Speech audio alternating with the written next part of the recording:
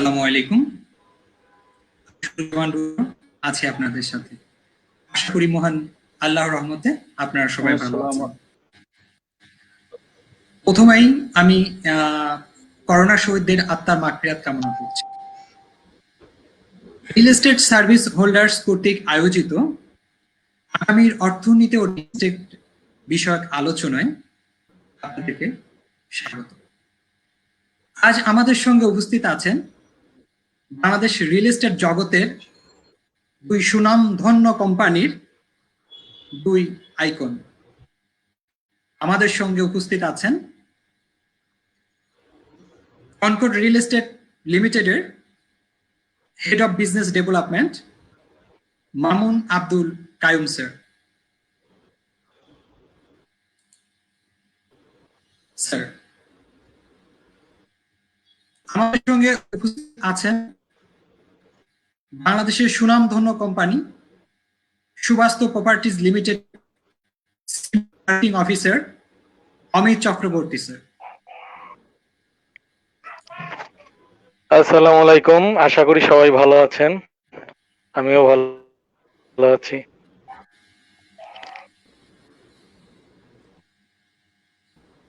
High, আসসালামু আলাইকুম।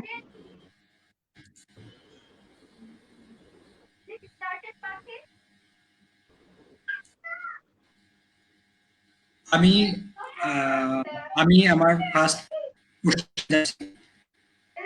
প্রথম প্রশ্ন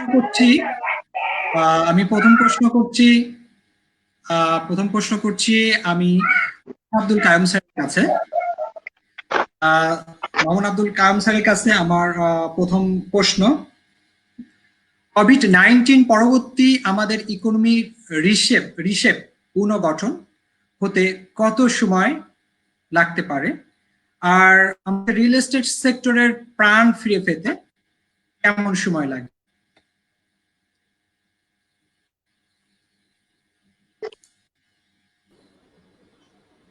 হ্যালো, শুনতে পাচ্ছেন? হ্যাঁ, জি জি জি জি জি শুনতে পাচ্ছি। আমি মামুন আব্দুল কায়ুম, মানে একটু আগে পরিচয় দিয়েছি, তারপর আবার একটু নামটা বলে রাখলাম। সর্বপ্রথম মহান আল্লাহ তাআলা আমরা শুরু করছি। আমি আমি ধন্যবাদ জানাতে চাচ্ছি রিয়েল এস্টেট সার্ভিস হোল্ডার অ্যাসোসিয়েশনকে এই ধরনের একটা প্রোগ্রাম আয়োজন করার জন্য এবং সেই সাথে আমাকে ইনভাইট করার জন্য। সেই সাথে আরো ধন্যবাদ জানাচ্ছি মিস্টার সূর্যারণ রুদ্র সাহেবকে, স্পেশালি আমাকে এই প্রোগ্রামের জন্য নিয়ে আসার জন্য। আরো রিয়েল এস্টেট সকল সার্ভিস হোল্ডারকে ধন্যবাদ জানাচ্ছি যারা আমরা একসাথে কাজ করছি। এছাড়া যে সকল কোম্পানি আমাকে আজকে রিয়েল এস্টেট সার্ভিস হোল্ডার বানিয়েছে, কাজ করার সুযোগ দিয়েছে, তাদেরকে আন্তরিকভাবে ধন্যবাদ জানাচ্ছি। এর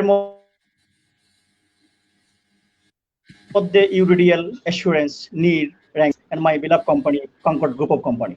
এছাড়াও ধন্যবাদ জানাতে চাই যারা যে এক্সপিরিয়েন্স, স্কিল এন্ড কম্পিটেন্ট যে বসের আন্ডারে আমি কাজ করেছি তাদেরকে ধন্যবাদ জানাচ্ছি। এছাড়া আমি আরো ধন্যবাদ জানাচ্ছি আমার সহধর্মিণীকে, যে অনেক সময় আমাকে কাজের সুযোগ করে দিয়েছে, অনেক পরামর্শ দিয়েছে, অনেক অ্যাডভাইস করেছে আমার ক্যারিয়ার গ্রোথের জন্য। ধন্যবাদ সবাইকে যারা অধিক আগ্রহ নিয়ে আমাদের এই লাইভ অনুষ্ঠানটি শুনছেন, দেখছেন। ধন্যবাদ। সূর্যমান সাহেব একটা খুব সুন্দর একটা কোশ্চেন করেছে যে আমরা একটা খুব ক্রাইসিস একটা মুহূর্তের মধ্যে যাচ্ছি, আমরা খুব ক্রাইসিস সময় একটা আমাদের যাচ্ছে, যে বেসিক্যালি আমরা যারা রিলেশনে কাজ করি তারা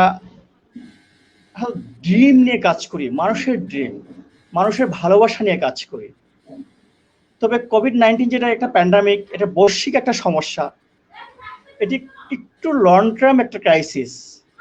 আমার কাছে মনে হচ্ছে এই ক্রাইসিস থেকে রিকভারি হতে একটু সময় লাগবে, যেটা মোর দেন 1 year সামথিং লাইক। তবে আশাবাণী হলো এই সারা বিশ্বে অনেক ফার্মাসিউটিক্যাল কোম্পানিগুলো, অনেক মেডিসিন কোম্পানিগুলো ভ্যাকসিন নিয়ে কাজ করছে। Hope that end of the year হয়তো আমাদের ভ্যাকসিনটা চলে আসবে। সেই সাথে সেই যে ক্রাইসিস, সেই প্যান্ডামিক খুব বেশি হলো বরং হবে না। তবে সবচেয়ে ইম্পর্টেন্ট হলো একটা রেসিডেন্স অ্যাপার্টমেন্ট আমাদের সকল মানুষের একটা ফান্ডামেন্টাল নিডস। এটি সবার প্রয়োজন, সবাই চায় একটি নিজের বাড়ি করার জন্য, নিজের বাড়িতে থাকার জন্য। এই চাহিদা সবসময় থাকবে। অনলি আমরা একটা ডাটা যদি দেখি, অনলি 10 to 15% পিপল নিজের বাড়িতে আছে, বাকিরা সবাই রেন্টে আছেন। সবাই চেষ্টা করছে একটা নতুন একটা বাড়ি কিনে নিজের ফ্ল্যাটে থাকার জন্য।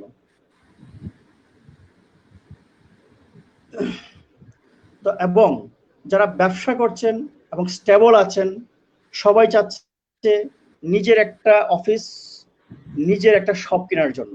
সো আমাদের এই রিয়েল এস্টেট মার্কেটে অনেক ডিমান্ড আছে, আমাদের হতাশ হওয়ার কিছু নেই। কোভিড-19 জন্য রিয়েল এস্টেট মার্কেটে এখনো তো একটু স্লো হয়েছে। এটা কিন্তু ফাইন্যান্সিয়াল ক্রাইসিসের জন্য নয়, এটি হয়েছে বেসিক্যালি ডিসিশনের জন্য, ডিসিশন মেকিং এর জন্য। কি এখন কি বাড়ি কিনবো না একটু ওয়েট করবো, যেহেতু প্যান্ডামিক চলছে একটু ওয়েট করব, এছাড়া কিন্তু কিছুই নয়। সবার আগ্রহ আছে একটি বাড়ি কেনার জন্য, একটা অফিস কেনার জন্য, একটা দোকান কেনার জন্য, যার এন্ড থেকে। তবে জুন এবং জুলাই থেকে আমরা কিন্তু প্রচুর কোয়ারি আসছে অ্যাপার্টমেন্ট, কমার্শিয়াল স্পেস এবং দোকানে যাই বলেন না কেন। অনেক কোম্পানি এর মধ্যে কিন্তু অনেক সেলও করেছে, সেই ডাটা আমাদের কাছে আছে। এছাড়াও এই প্যান্ডামিককে লক্ষ্য করে গভর্নমেন্ট কিন্তু অনেক সুযোগ আমাদেরকে দিয়েছে, যাতে আমরা এই মার্কেটটাকে এক্সপ্লয়েট করতে পারি, একটু রিসেশনটা কাটিয়ে একটু ভালো করতে পারি।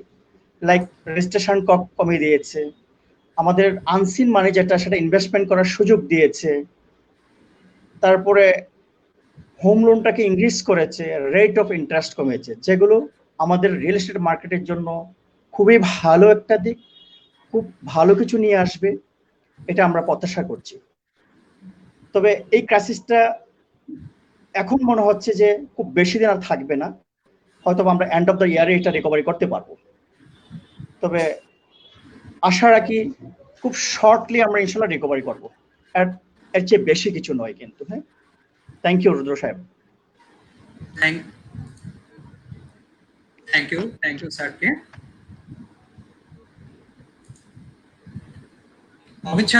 অমিত চক্রবর্তী স্যারের কাছে আমার প্রশ্ন, সেম প্রশ্নটাই আপনার জন্য থাকছে।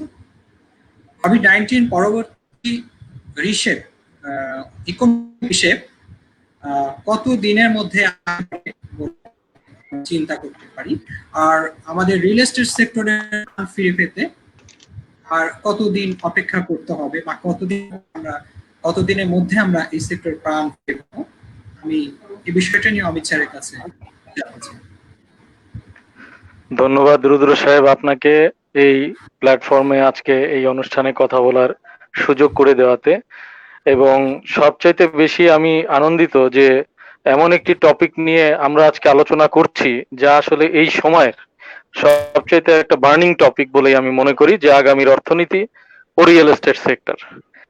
তো প্রথমেই আমি পরম করুণাময় সৃষ্টিকর্তার কাছে অশেষ কৃতজ্ঞতা জানাই যে এই প্যান্ডেমিক সিচুয়েশন সারা বিশ্বেই, তার মধ্যেও আমরা সুস্থ শরীরে আজকে এই লাইভ অনুষ্ঠানে অংশগ্রহণ করতে পারছি দেখে।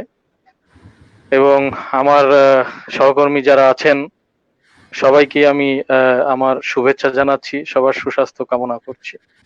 তো এবারে আমি প্রশ্নের উত্তরে চলে যাওয়ার চেষ্টা করব, যে প্রথমত অর্থনীতির যে শেপটা, যে একটা রিশেপ হওয়ার মতো বিষয় আমরা লক্ষ্য করছি, সেটা কি রকম হতে পারে, আর হলো এটা কতদিন সময় লাগতে পারে এ থেকে উত্তরণের। এই প্রশ্নটা আসলে অত্যন্ত কঠিন একটি প্রশ্ন। তারপরেও আমরা সম্ভাব্যতার বিচারে আমাদের বিশ্লেষণ থেকে কিছু কথা আমরা বলতে পারি। অর্থনীতি একটি ব্যাপক বিষয়, সেইখানে আমাদের রিয়েল এস্টেট সেক্টর একটি বড় ভূমিকাই আসলে পালন করছে, জিডিপির মধ্যে প্রায় 8%। কয়েকদিন আগে আমি এনটিভিতে একটা দেখছিলাম আপনার টক শো, সেখানে বলা হচ্ছে যে বাংলাদেশের অর্থনীতির প্ল্যান এখন হয়ে গিয়েছে আধুনিক এই যুগে 3টি 3R দিয়ে সেটিকে প্রকাশ করছে আলোচক। 3R এর মধ্যে প্রথমেই তিনি বললেন আমাদের রেডিমেড গার্মেন্টস, তারপরে বললেন তিনি রেমিটেন্স, এবং তারপরে বললেন রিয়েল এস্টেট। তো এখন কিন্তু এটা পারসেপশনের মধ্যে চলে এসেছে, 3R আমাদের অর্থনীতির প্রাণে পরিণত হচ্ছে। আর আরেকটা বিষয় হলো রিয়েল এস্টেট অর্থনীতির এই জায়গাটা অনেক বড় একটু ভিজিবিলিটি, সেটা কিন্তু আসলে ওই আবাসন শিল্পের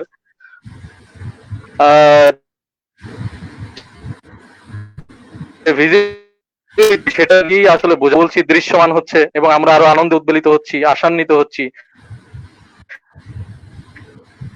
ঠিক একই ভাবে যখন আমাদের দেশে বহির্বিশ্ব থেকে কেন যে এখানে সুন্দর সুন্দর বিল্ডিং, কমার্শিয়াল বা রেসিডেন্সিয়াল যে বিল্ডিং গুলো সেগুলো হচ্ছে, এবং আবাসন শিল্পের প্রভূত উন্নতি হচ্ছে, তখন কিন্তু তারা তাদের পারসেপশনের মধ্যে চলে আসে যে আসলেই কিন্তু এই জাতি অর্থনৈতিক ভাবে অনেক এগিয়ে গিয়েছে। তো এখন মূল যে বিষয়টি সেটি হলো যে আমরা এখন যে অবস্থায় আছি সেটি, এবং সেটি থেকে কিভাবে সামনে আমরা উত্তরণ করতে পারি। প্রথমত আমরা এখন যে অবস্থায় আছি এটি আসলে একটা কোইন্সিডেন্স, প্যান্ডেমিক, এটা বলে কয়েও আসে না। আর যেহেতু এটা মানুষের নিয়ন্ত্রণের সক্ষমতার মধ্যে এখনো আসেনি, তো এখন কিন্তু মানুষ এটার সাথে অ্যাডজাস্ট করেই নিজের লাইফটাকে সামনের দিকে এগিয়ে নেওয়ার চেষ্টা করছে। এই জন্য কিন্তু আমরা এখন একটি শব্দ শুনতে পাচ্ছি যে নিউ নরমাল। এখন জীবনের মধ্যে সব নরমাল, নতুন স্বাভাবিকতা চলে এসে, যেমন আগে আমরা মাস্ক ছাড়াই ঘুরতাম, এখন কিন্তু আমরা মাস্ক পরে ঘুরি, এটাই নরমাল।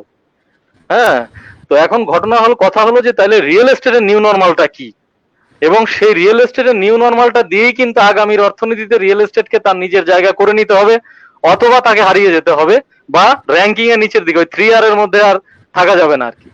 তো এখন আমার ক্ষুদ্র জ্ঞানে যেটা মনে হয়, রিয়েল এস্টেট যেটা আমাদের মামুন ভাই বললেন, এখনো সেল হচ্ছে, এখনো কাস্টমারের প্রচুর রেসপন্স আসছে। হ্যাঁ, হয়তোবা তারা ওয়ার্ম আপ করছে, যে আমরা ওয়েট করছি, যেটা মামুন ভাই বললো যে একটু ওয়েট করি, দেখি কিছুদিন পরে স্বাভাবিক হলে আমরা আসবো, মানে এটা ওয়ার্ম আপ করছে, এখন খোঁজ খবর নিচ্ছে, কিছুদিন পরে হয়তোবা আসবে, তারা এমআইএস টা রাখছে। এখন কথা হলো যে আমাদের এই প্যান্ডেমিক যে সিচুয়েশনটা আছে এটা কত দিনে যাবে আমরা কেউ জানি না, এবং যদিও বা চলে যায় বা কোনো ভ্যাকসিন আসবে কিনা এটাও আমরা আসলে নিশ্চিত করে বলতে পারছি না, কারণ ইতিমধ্যে বুবনিক প্লেগ ইঁদুরের মাধ্যমে শুরু হয়ে গিয়েছে, এবং সারা পৃথিবীতে দেখলাম যে প্রায় ওরা ফোরকাস্ট করেছে 5 কোটি লোকেতে আক্রান্ত বা মৃত্যু হবে এরকম একটা। তাছাড়া শুকরের মাধ্যমেও কিন্তু ভাইরাস ছড়ানো শুরু হয়ে গিয়েছে। তো এখন কথা হলো যে আমাদের জেনে বা না জেনে আমরা হয়তো বা একটা মহামারীর যুগে প্রবেশ করেছি।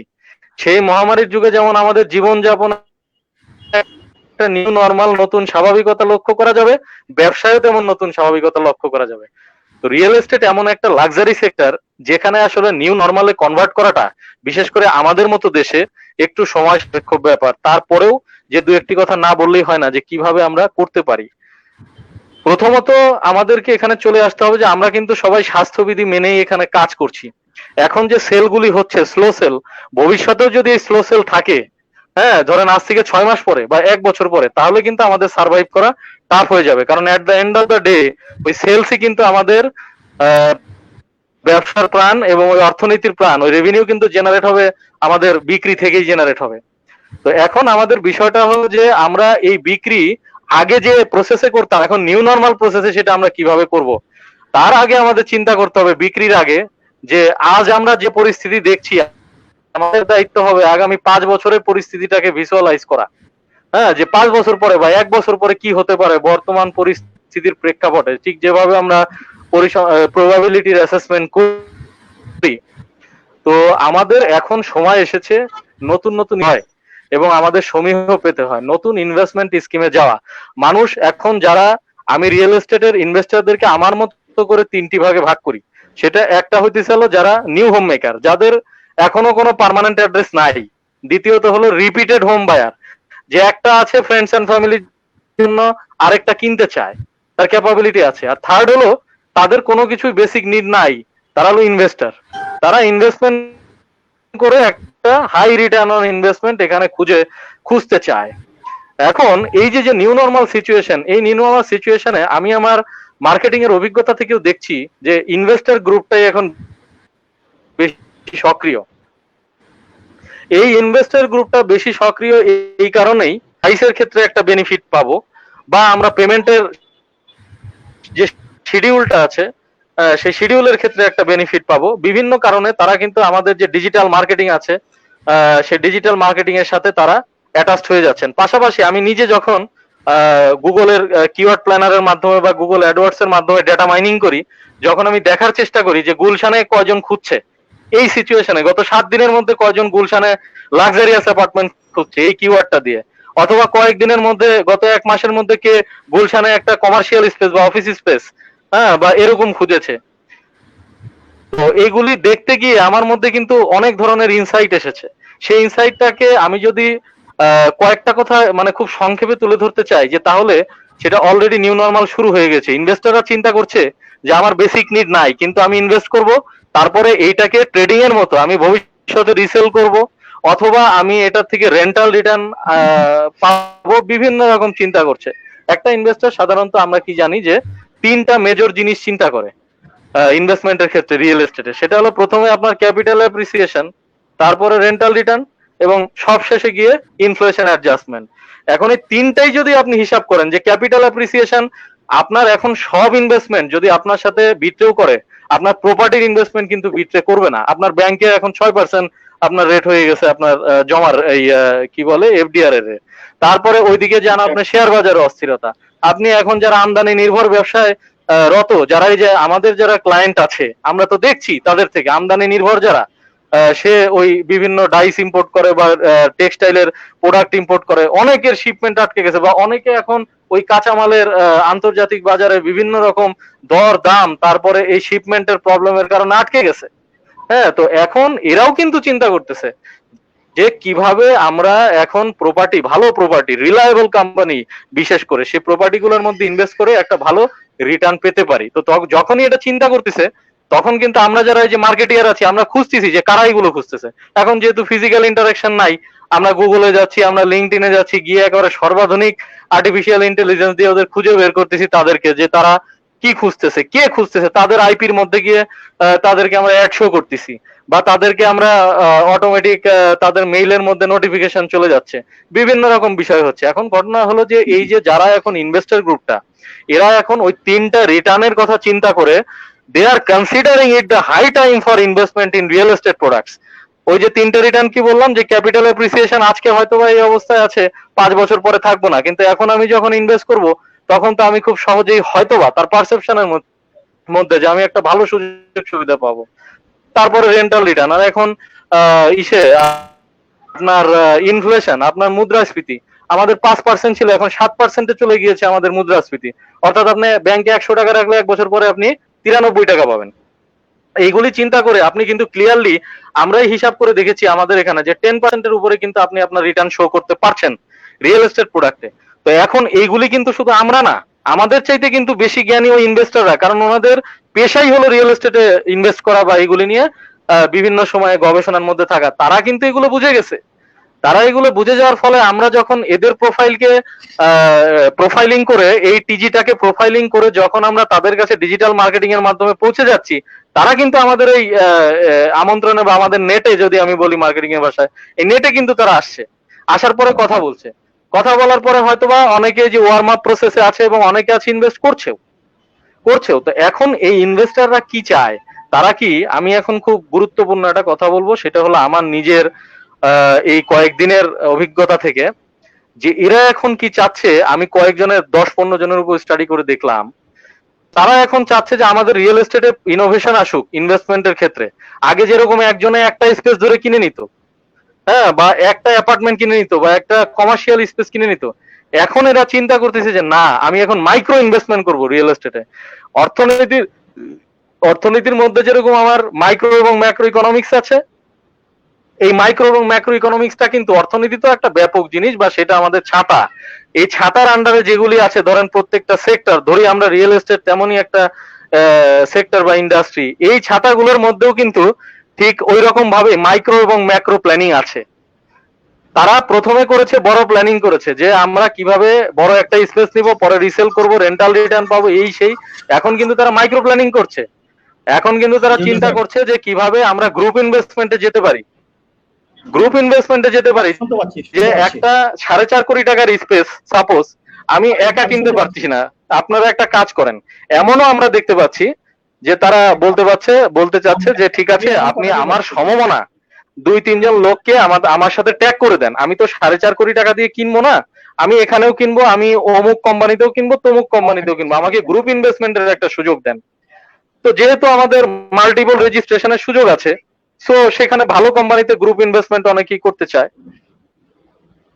হ্যালো, আমাকে কি শোনা যাচ্ছে?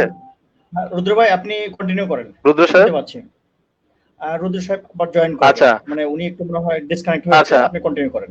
হ্যাঁ, আচ্ছা মামুন ভাই, তো ওইখানে দেখা যাচ্ছে যে মাইক্রো ইনভেস্টমেন্টের ক্ষেত্রে গ্রুপ ইনভেস্টমেন্টটা এখন জনপ্রিয় হয়ে যাচ্ছে। আরেকটা বিষয় হলো আমাদের এখানে অর্থনীতিতে যদি আমাদেরকে রিয়েল এস্টেটে বড় অবদান রাখতে হয় তাহলে আমাদেরকে ক্রাউড ফান্ডিং এ যেতে হবে। ক্রাউড ফান্ডিংটা আমার মনে হয় অ্যাজ এ মার্কেটিয়ার, আমি যতটুকু এই কয়দিনে পড়ালেখা করলাম, রিসার্চ করলাম, আমাদের ক্রাউড ফান্ডিং এ যেতে হবে।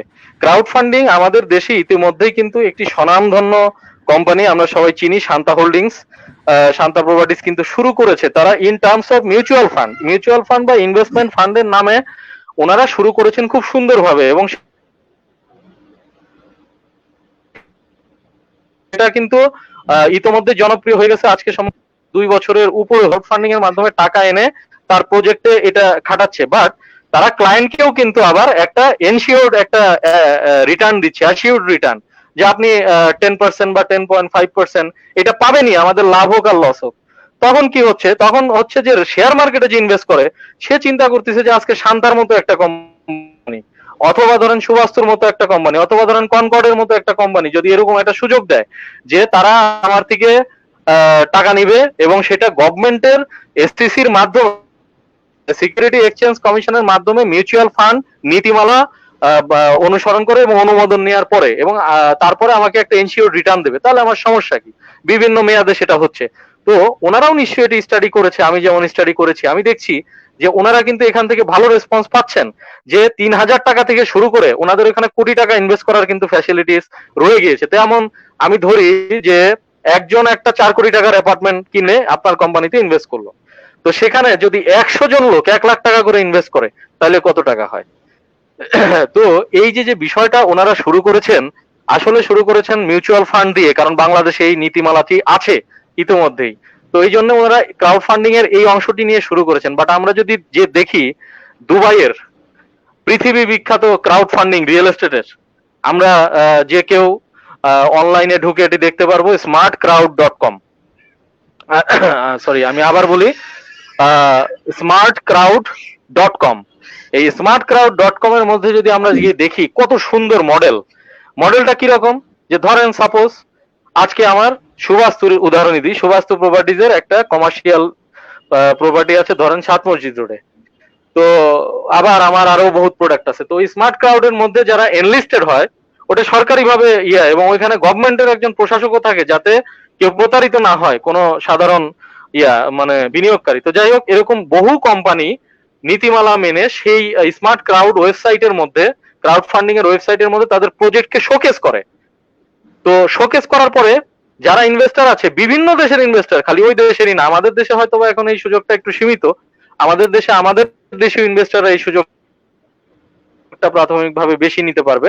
তো তারা কি করে, ওই smartcrowd.com এর মধ্যে গিয়ে সব প্রজেক্টগুলি দেখে, কোন কোম্পানির প্রজেক্টের লোকেশন কি, তার প্রাইসিং স্ট্র্যাটেজি কি, তার থেকে কি ধরনের রিটার্ন আসা সম্ভব। যেটা ধরেন 10টা দেখলো, 10টার মধ্যে 2টা পছন্দ হইলো, সেই 2টার সাথেই সে কথা বলে, কথাটা বলে তারপর বলে ঠিক আছে তোমার এখানে কি ধরনের ইনভেস্টমেন্ট ফ্যাসিলিটি আছে। বললো যে হ্যাঁ, আমার এখানে তো ধরো 1000 দিরহাম থেকে শুরু করে আমার এখানে 1 লাখ দিরহাম পর্যন্ত ইনভেস্টমেন্টের ফ্যাসিলিটি আছে। তুমি কি দিচ্ছ? আমি তোমাকে 9.5% রিটার্ন দিচ্ছি। কতদিনের জন্য? 1 বছর, 3 বছর, 5 বছর। আমাদের বন্ডে যেরকম থাকে বা সঞ্চয়পত্রে যেরকম থাকে,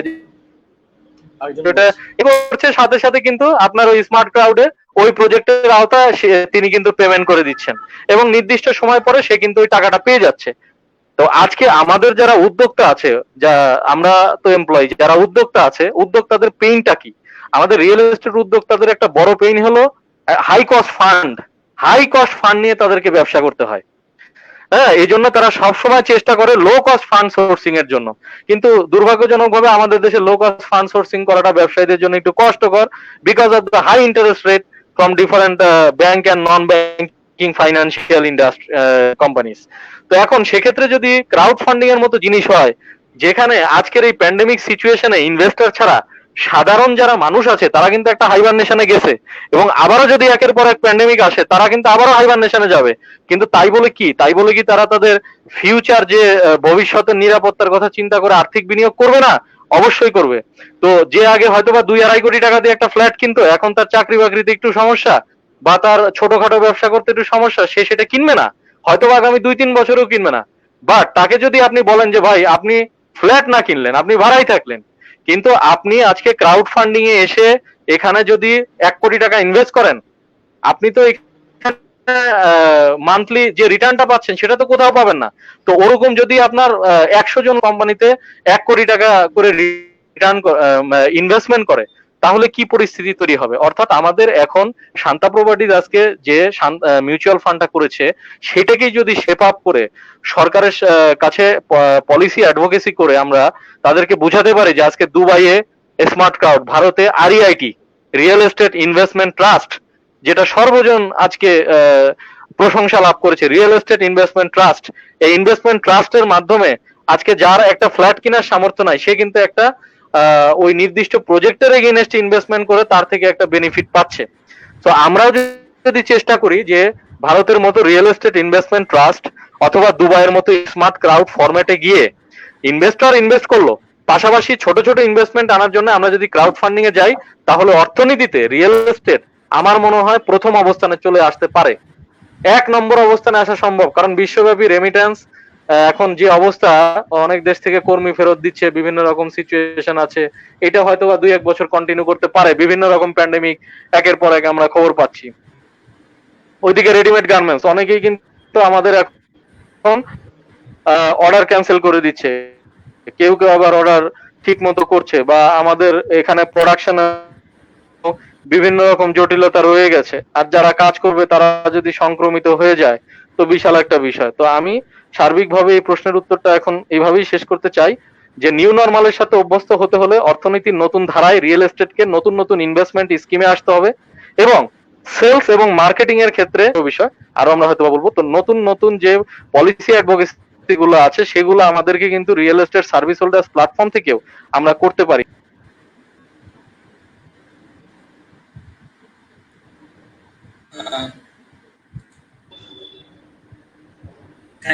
thank you Amit sir,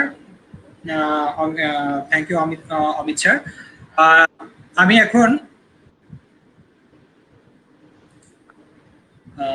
hello Rudra sir, আমাকে শুনতে পাচ্ছেন? হ্যাঁ অমিত স্যার, লাইনটা কেটে গিয়েছিল আপনার। জি স্যার, আপনি কন্টিনিউ করেন। সরি, আমি নেটের প্রবলেমের জন্য একটু ডিসকানেক্টেড হয়ে গিয়েছিলাম। হ্যাঁ, এটা একটু নেটের প্রবলেম ছিল। তো যাই হোক, আমি আমার এই প্রশ্নের উত্তরটি এইভাবেই শেষ করছি যে নিউ ইনভেস্টমেন্ট স্কিম যেমন ক্রাউড ফান্ডিং এর কথা বললাম, এবং প্রপার কাস্টমার প্রোফাইলিং করে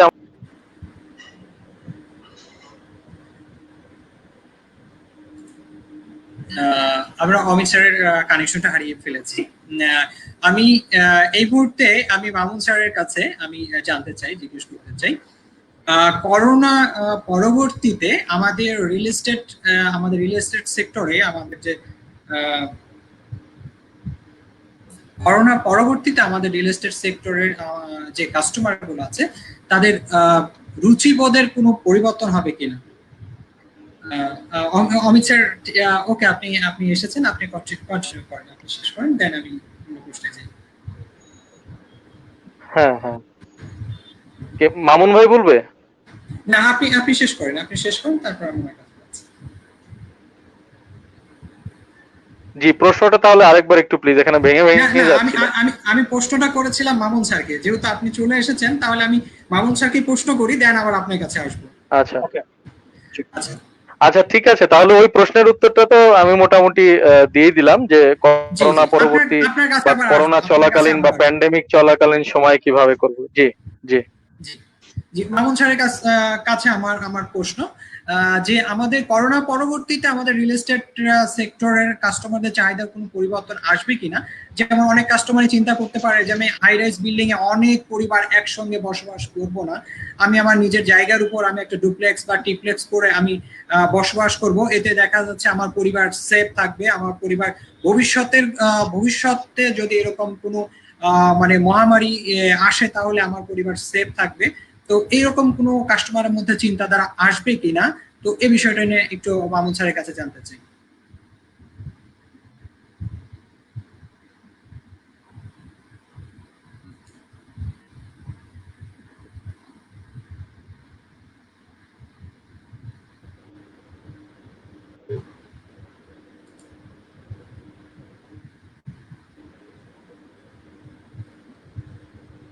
হ্যালো, শুনতে পেয়েছেন?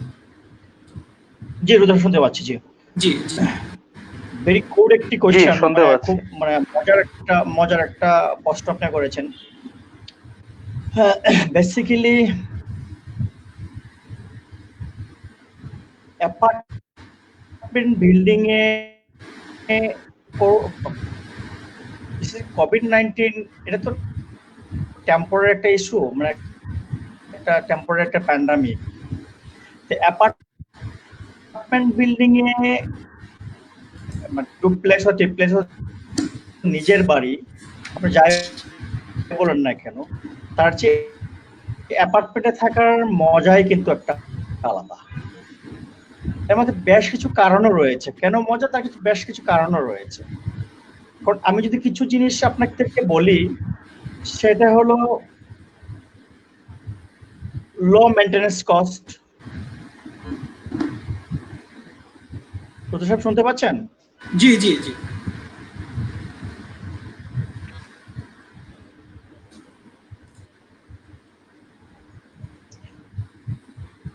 হ্যালো, হ্যাঁ হ্যাঁ জি জি আপনি আপনি আপনি শুরু করেন।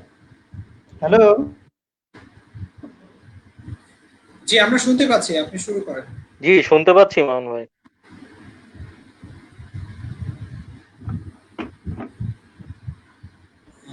শুনতে পাচ্ছেন?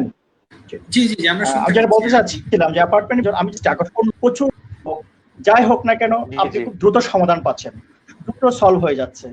এছাড়া আপনার যে মিউনিসিপাল সিটি কর্পোরেশন ট্যাক্স যেগুলো আছে সেগুলো আপনার কম হচ্ছে, ইউটিলিটি বিল গুলো কম হচ্ছে, আপনার ওভারঅল কমফোর্টেবল লাইফ, আপনি এখানে লিড করতে পারবেন।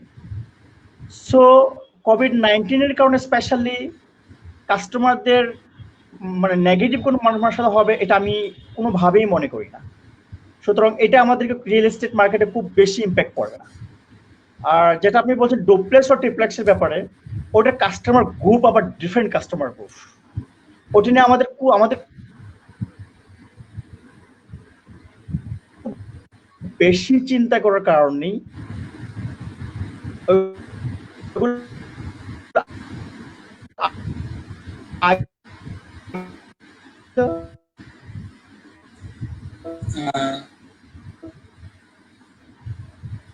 কোভিড-19 এর জন্য নেটওয়ার্কের হ্যাঁ আমরা হ্যাঁ মামুন স্যারের নেটওয়ার্কটা প্রবলেম পাচ্ছি আর কি। তা আমি তাহলে আমি আমি আমি অমিত স্যারের কাছে যাই, আমি মামুন স্যারের কাছে আবার আসবো। অমিত স্যারের কাছে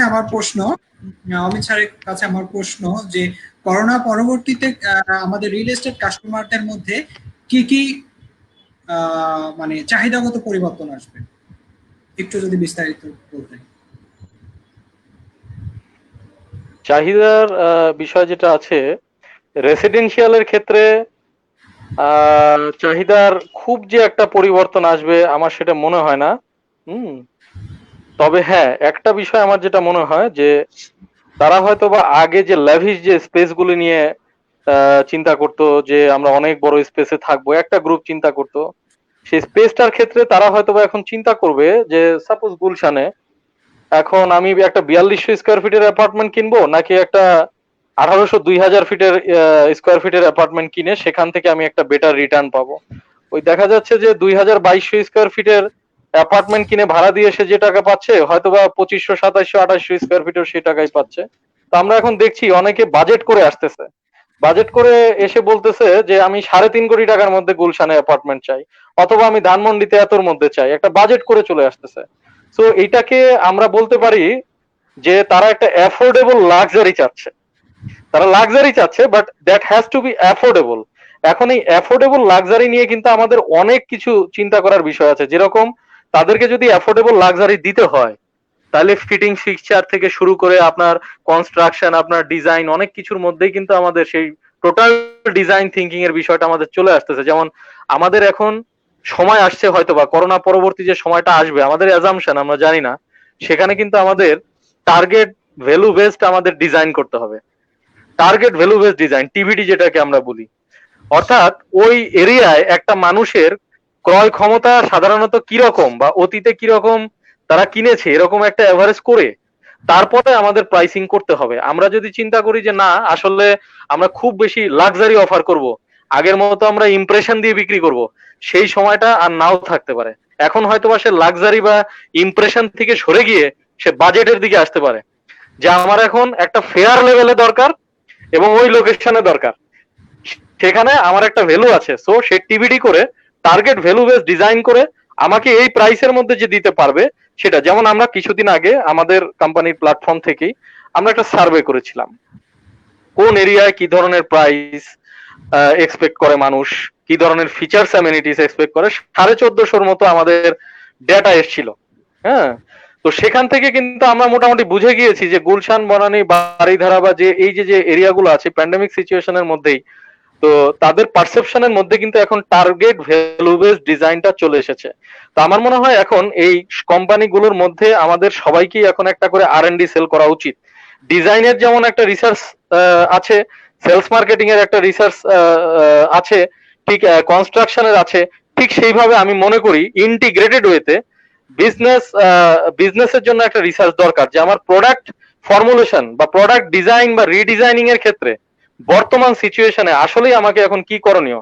আমরা কি নিজেদের গাট ফিলিং থেকে বা পারসেপশন থেকেই কি আগের মতো প্রোডাক্ট ডিজাইন করে যাব, নাকি আমার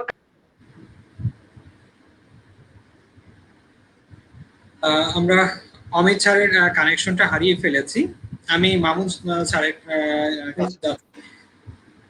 আমি হ্যাঁ আবার রুদ্র সাহেব শুনতে পাচ্ছেন? জি শুনতে পাচ্ছি, আপনি কন্টিনিউ করুন। সরি, এই যে এখানে নেটওয়ার্কের প্রবলেম। তো আমি বলতে চাচ্ছিলাম যে কাস্টমার এখন কিন্তু মানে কাস্টমার ডাউন টু টপ যেতে হবে, টপ টু ডাউন না গেলে, টপ টু ডাউন গেলে মনে হয় করোনা পরবর্তী সময়ে অনেক বড় বড় কোম্পানিও হয়তোবা যুগের সাথে যুগের প্রয়োজনে আমাদেরকে ট্রান্সফরমেশন করতে হবে। সেটা হলো যে ওনারা যে টার্গেট ভ্যালু বেসড যে প্রাইসিংটা বা ডিজাইনটা যে চাচ্ছে সেটা কিরকম, কাস্টমার কি চায়, সেটা আগে আমাদেরকে সার্ভের মাধ্যমে জানতে হবে। এবং সেটা 2, 4, 5, 10টা ডেটা থেকে নয়, কমপক্ষে আপনার 500 ডেটা বা 1000 ডেটা যা আছে আপনাকে জানতেই হবে। আর নতুন একদমই যারা ইউনিক, সেই ডেটাবেস থেকে আপনাকে সার্ভে করে আপনার মার্কেটিং টিমের মাধ্যমে ইউনিক ডেটা নিয়ে আপনাকে কিন্তু কাজ করতে হবে, এবং পরবর্তীতে এটা আপনার ম্যানেজমেন্টকে শেয়ার করতে হবে, এটা আপনার ডিজাইন টিমকে শেয়ার করতে হবে, এটা কনস্ট্রাকশনকে শেয়ার করতে হবে। এখন আসলে আমাদের রিয়েল এস্টেটের সেলস এন্ড মার্কেটিং এ যারা কাজ করবে তাদেরকে সবাইকে আগে চিন্তা করতে হবে প্রোডাক্ট ডিজাইনিং এর ক্ষেত্রে। প্রোডাক্ট ডিজাইন মানে ওই আর্কিটেকচারাল ডিজাইন না, মানে টোটাল প্রোডাক্টটাকে একদম A to Z আমি কিভাবে উপস্থাপন করব, তার একদম কনস্ট্রাকশন, ডিজাইন, প্রাইসিং, এটা কাস্টমার কি চায় এই ফিডব্যাকটা ম্যানেজমেন্টকে দিয়ে, যে এই সময়ে এখন মানুষ চাচ্ছে এই, আগের মতো আর তারা ওরকম মনে করেন যে এক্সেপশনাল লাক্সারি চাচ্ছে না, এখন চাচ্ছে অ্যাফোর্ডেবল লাক্সারি। আপনারা কিন্তু খেয়াল করে থাকবেন কিছুদিন আগেই বে ডেভেলপমেন্ট কিন্তু তাদের ফেসবুকে ক্যাম্পেইন শুরু করেছে, যে বেলভিউ একটা প্রজেক্ট আছে এই বনানীতে, ওখানে তারা কিন্তু নাম দিয়েছে অ্যাফোর্ডেবল লাক্সারি। এই বের ইতিহাসে প্রথম তারা বলছে অ্যাফোর্ডেবল লাক্সারি। হ্যাঁ, বেলভিউ ওদের ফেসবুক পেজে গিয়ে দেখবেন পোস্ট করা আছে। তো অ্যাফোর্ডেবল লাক্সারির যুগ এটা এখন।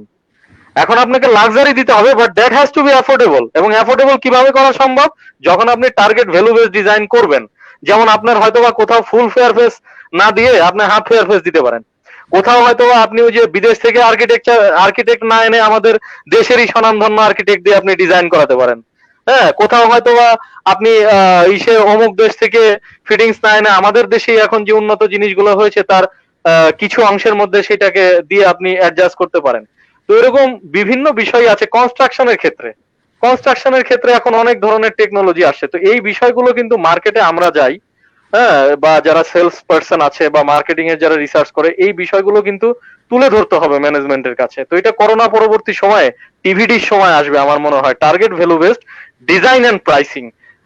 সো এটা আমাদেরকে সার্ভে করে বের করতে হবে। আরেকটা যে জিনিসটা করোনা পরবর্তী মানুষের পারসেপশনের মধ্যে আসতে পারে, সেটা আমি আপনাদের সাথে এই প্ল্যাটফর্মে শেয়ার করতে চাই, সেটা হলো শেয়ার্ড স্পেস। সারা পৃথিবীতে দেখবেন, যেমন আপনার নোটেল, KNOTEL, নোটেল, আপনারা অনলাইনে সার্চ করে দেখবেন, খুব ভালো লাগছে আমার কাছে আইডিয়াটা। বাংলাদেশে যেমন রেগাস আছে, বা এই যে আইকে ঠাইকে অনেকে করছে না, শেয়ার্ড অফিস, তারপরে আপনার এই যে কোওয়ার্কিং আর কি, যেটাকে বলে কোওয়ার্কিং এবং কো লিভিং, এটা কিন্তু সারা ওয়ার্ল্ডে বিরাট একটা ইন্ডাস্ট্রি রিয়েল এস্টেটের মধ্যে। এয়ারবিএনবি মনে করেন, তারপরে এই যে ভারতের ওয়ো রুমস কেও যদি আপনারা সার্চ করেন দেখবেন এরা কিন্তু মাল্টি বিলিয়ন ডলার ইন্ডাস্ট্রি। আমরা কিন্তু ওইসব দেশে ইনোভেশন আসার পরে আজকে স্পেনে, আজকে সিঙ্গাপুরে, দুবাইতে, হ্যাঁ, যে রিয়েল এস্টেটের ইনোভেশন আসছে, আমরা কিন্তু ওইগুলি নিয়ে যদি স্টাডি করতাম এবং এই দেশের এন্টারপ্রেনারদেরকে ওগুলো বুঝিয়ে বলার চেষ্টা করতাম আজ থেকে 2, 4, 5 বছর ধরে, তাহলে এতদিনে হয়তো বা কিছু ইনোভেটিভ দিকে যাইতো। আমরা এক সময় হয়তো বা চিন্তা করছি মার্কেট ভালো ছিল, আমরা বানিয়েছি, বিক্রি করেছি। হ্যাঁ, তো যখনই চ্যালেঞ্জিং সিচুয়েশন এসেছে, রিয়েল এস্টেট কেন প্রত্যেকটা চ্যালেঞ্জিং সিচুয়েশনে এসেই দুশ্চিন্তার মধ্যে পড়বে? কই আমাদের তো ওষুধ শিল্প তা পড়ছে না, বা অন্যান্য আরো 2-1টা এফএমসিজি আছে তারা তো পড়ছে না। এর কারণ হলো আমরা সাস্টেইনেবল থিঙ্কিংটা হয়তো বা এতদিন করতে পারিনি। আজকে এই সিচুয়েশন গুলো এসে আমাদেরকে কিন্তু ইনসিস্ট করছে যে think out of the box, আমাদেরকে বাধ্য করছে যে এখন কিন্তু আগের মতো চিন্তা আর করলে কাজ হবে না, এখন আউট অফ দ্য বক্স, এবং অন্যরা কি করে সফলতা পাচ্ছে বিশ্বব্যাপী সেটা তোমরা দেখো, সেটা চিন্তা করো, এবং তারপরে আসো আমাদের এন্টারপ্রেনার যারা আছে তাদেরকে তোমরা এটাকে উপস্থাপন করো, তাদেরকে রিকোয়েস্ট করো যে আসেন আমরা এটাকে একটা ট্রায়াল করি। হ্যাঁ, কারণ ট্রায়াল অ্যান্ড ইরোরই কিন্তু মানুষের জীবনে সফলতা এনে দেয়। ট্রায়াল করলে ইরোর আসবে, এবং 10টা ট্রায়ালে, এই যে ভ্যাকসিন, কত লোকে তো ভ্যাকসিন করার চেষ্টা করছে, ভ্যাকসিনে সফল হচ্ছে বা সবাই কি হবে, কিন্তু তারপরেও কি সেটা বন্ধ করে দেবে? হয়তো 1-2 জন হবে। ঠিক রিয়েল এস্টেটেও সেই ইনোভেশন গুলো আছে। তো করোনা পরবর্তী সময় কো ওয়ার্কিং এবং কো লিভিং এইটার একটা বিরাট সুযোগ আসবে বলে আমি বাংলাদেশে মনে করি। কেননা গিগ ইকোনমি যেটা আছে, অর্থাৎ স্টার্ট আপ ইন্ডাস্ট্রিটা কিন্তু মানে আমি দেখছি যে বিরাট ধসের সম্মুখীন হয়ে গিয়েছে। অ্যাঞ্জেল ইনভেস্টররা কিন্তু তাদেরকে এখন ফান্ড দিচ্ছে না। হ্যাঁ, কারণ দেখতেছে যে এখন ওরা আমার রিটার্ন কিভাবে দিবে। ওরা যে আমাকে বলছিল যে 5 বছরে এত পার্সেন্ট, 7 বছরে এত পার্সেন্ট, 10 বছরে এত পার্সেন্ট, ওরা তো মুখ থুবড়ে পড়েছে।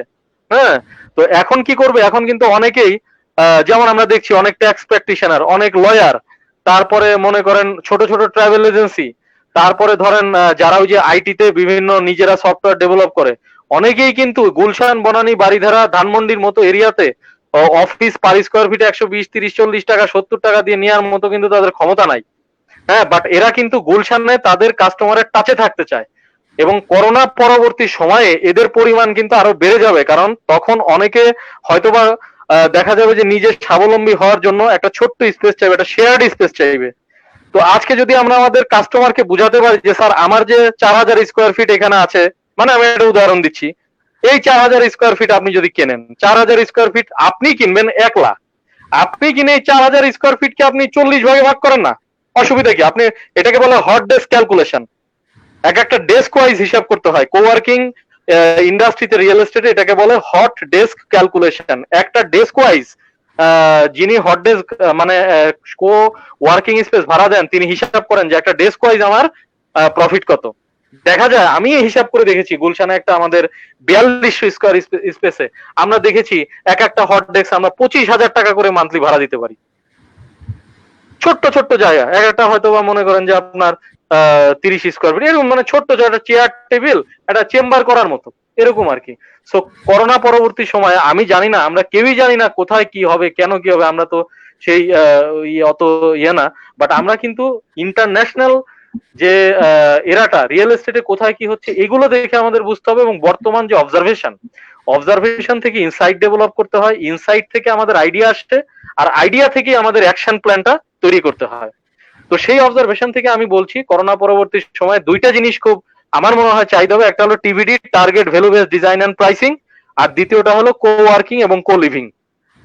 এক সময় এমন হবে আমার মনে হচ্ছে এই করোনার পরে রিসার্চ করে, যে মানুষ হয়তোবা অনেকেই আর ইনভেস্টর ছাড়া কেউ আর হয়তোবা পার্সোনাল ফ্ল্যাট কিনবে না। কেন কিনবে না?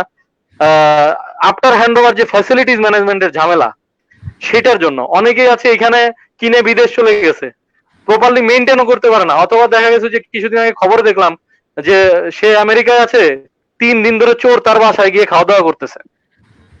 হ্যাঁ, তো তারপরে দেখা যাচ্ছে যে হয়তো বা কেউ দখল করতেছে অথবা প্রপারলি মেইনটেনেন্স হচ্ছে না।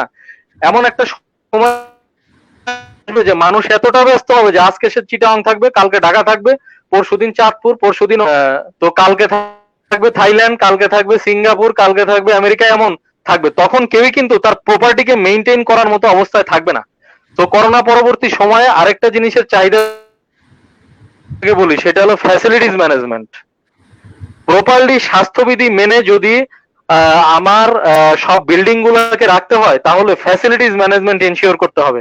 এটা একটা আলাদা ইন্ডাস্ট্রি হিসেবে দাঁড়িয়ে যাবে। যেমন এখন বিটিআই নিজস্ব প্রজেক্টের জন্য আছে, শান্তারও আছে, আমাদেরও আছে, কিন্তু এটা দেখবেন ইন্ডাস্ট্রি হিসেবে দাঁড়িয়ে যাবে। যে অনেক ইন্ডাস্ট্রি, রিয়েল এস্টেট ইন্ডাস্ট্রি খালি ফ্ল্যাট বানাবে বা কমার্শিয়াল স্পেস বানাবে, কিন্তু এটাকে মেইনটেইন করার জন্য একটা আলাদা রিয়েল এস্টেটের মধ্যে একটা সাব ইন্ডাস্ট্রি গড়ে উঠবে, facilities management industry.